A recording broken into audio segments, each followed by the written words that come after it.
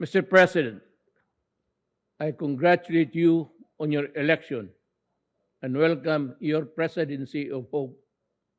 Indeed, that is what we need in these challenging times. For nearly 2 years now, the pandemic has upended our lives. The climate crisis has worsened, the inequalities have deepened, and the geopolitical balance is in a state of dangerous flux. Certainly, these are complex problems, but one thing is clear. They all hit the poor the hardest.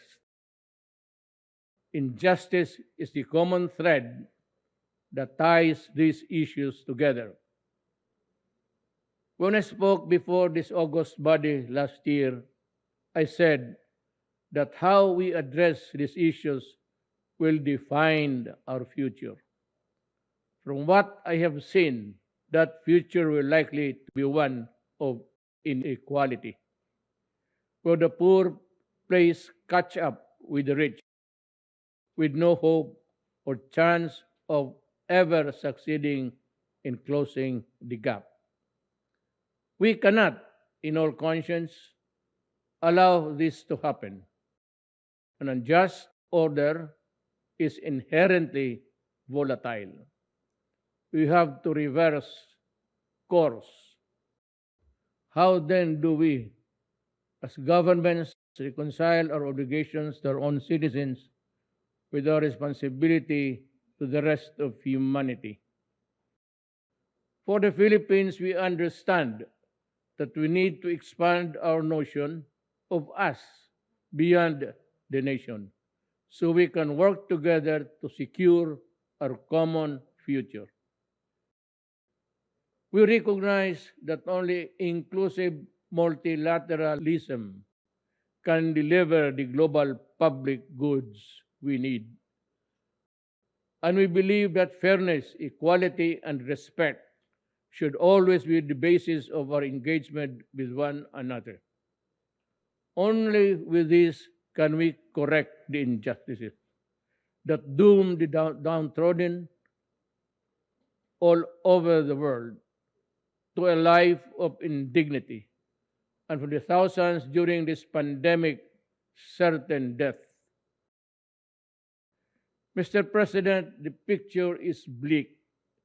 It is a man-made drought of vaccines ravaging the poor countries. Rich countries hoard life-saving vaccines while poor nations wait for trickles. They now talk of booster shots while developing countries consider half doses just to get by.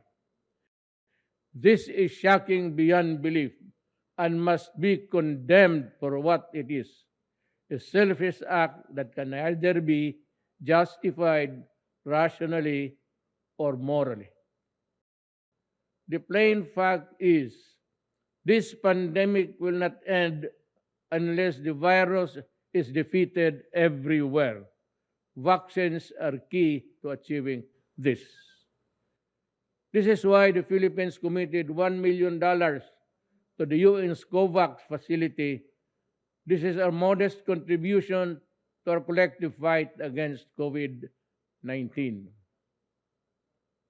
We strongly urge our privileged partners to fully support the COVAX facility and further strengthen other cooperation mechanisms.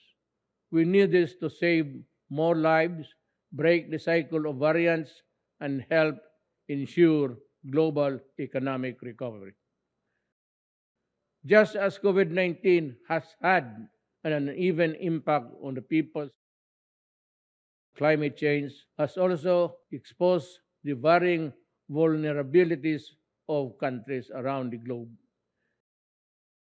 The risks and burden of a warming climate are simply not the same for everyone. The greatest injustice here is that those who suffer the most are those the least responsible for this existential crisis. But here we are now, at a critical tipping point where failure to act leads to cataclysmic consequences for the whole of humankind.